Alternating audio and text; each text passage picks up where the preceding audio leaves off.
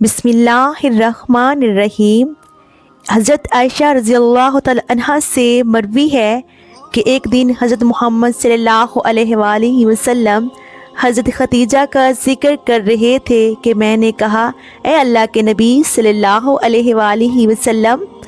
آپ صلی اللہ علیہ وآلہ وسلم اکثر اس بڑی بیوی کا ذکر کیوں کرتے رہتے ہو؟ اللہ تعالیٰ نے اس سے بہتر بیوی سے آپ صلی اللہ علیہ وآلہ وسلم کو نوازا ہے۔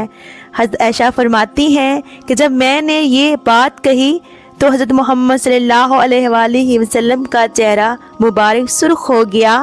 مجھے علم ہو گیا کہ حضرت محمد صلی اللہ علیہ وآلہ وسلم کو میری یہ بات اچھی نہیں لگی۔ پھر حضرت عائشہ صدیقہ رضی اللہ تعالی عنہا نے فرمایا، اے اللہ کے نبی صلی اللہ علیہ وآلہ وسلم، آپ ناراض کیوں ہو رہے ہو؟ مجھ سے غلطی ہو گئی، میں آج کے بعد ایسی بات کبھی۔ حضرت محمد صلی اللہ علیہ وآلہ وسلم نے حضرت عائشہ رضی اللہ تعالی عنہا کو معاف کرتے ہوئے فرمایا کہ حضرت ختیجہ رضی اللہ تعالی عنہا کو میں کیسے بھول سکتا ہوں۔ حضرت ختیجہ رضی اللہ تعالی عنہا نے میرا ساتھ اس وقت دیا جب ہر طرح سے کفار مجھے تکلیف اور مشکلات پہنچا رہے تھے۔ حضرت ختیجہ رضی اللہ تعالی عنہا اس وقت میرا سہارا بنی جب مشرکین میری جان لینے کے پیچھے پڑے ہوئے تھے۔ تمام بیویوں میں سے حضرت محمد صلی اللہ علیہ وآلہ وسلم اپنی پہلی بیوی حضرت ختیجہ رضی اللہ تعالی عنہا کو اکثر یاد کرتے رہتے تھے، ان کے لیے اللہ تعالیٰ سے مغفرت کی دعا کیا کرتے تھے۔ امام طبری اور زہری اور حضرت قتادہ بیان کرتے ہیں کہ حضرت ختیجہ نے اس وقت اسلام قبول کیا جب کوئی بھی عورت مسلمان نہ ہوئی تھی۔ رسول اللہ صلی اللہ علیہ وآلہ وسلم نے فرمایا، جنت میں داخل ہونے والے بہترین عورتیں یہ ہیں: ختیجہ بنت خولید، فاطمہ بنت محمد صلی اللہ علیہ وآلہ وسلم، مریم بنت عمران اور آسیہ بنت مزاحم۔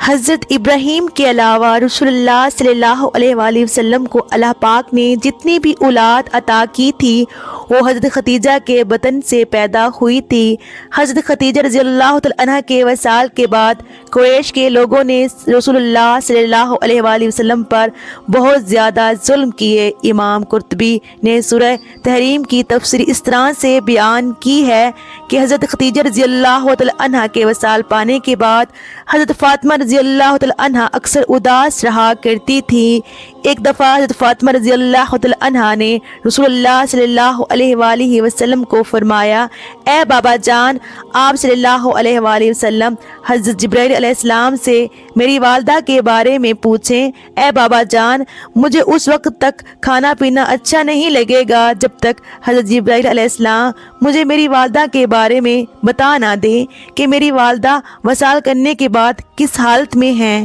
حضرت محمد صلی اللہ علیہ وآلہ وسلم نے حضرت جبرائیل علیہ السلام سے حضرت ختیجہ رضی اللہ عنہا کے بارے میں پوچھا تو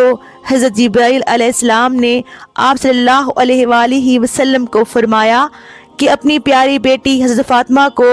فرما دیں کہ حضرت ختیجہ رضی اللہ تعالی عنہا حضرت سیدہ سارہ علیہ السلام اور حضرت سیدہ مریم علیہ السلام کے ہمراہ جنت میں بڑی شان و شوکت کے ساتھ رہ رہی ہیں۔ جب اللہ تعالیٰ نے حضرت محمد صلی اللہ علیہ وآلہ وسلم کو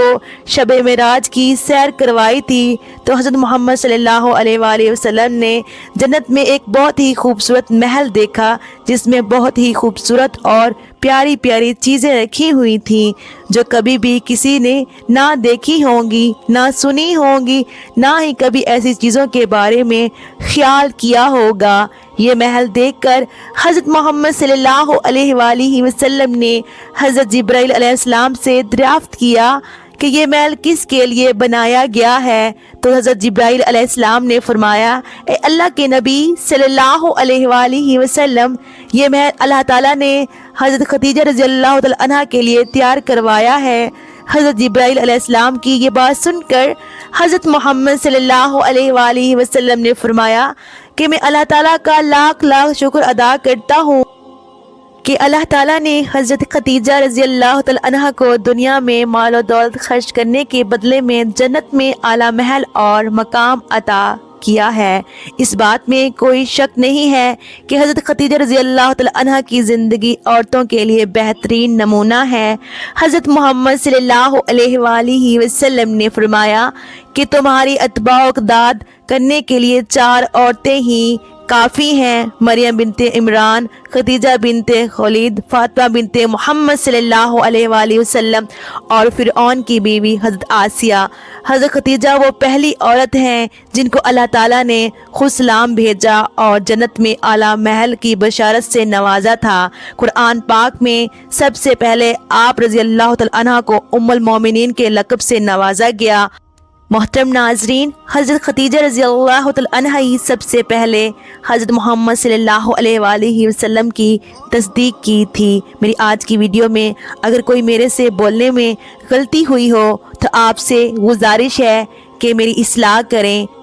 آپ سے گزارش ہے کہ میری ویڈیو کو لائک کر دیں اور شیئر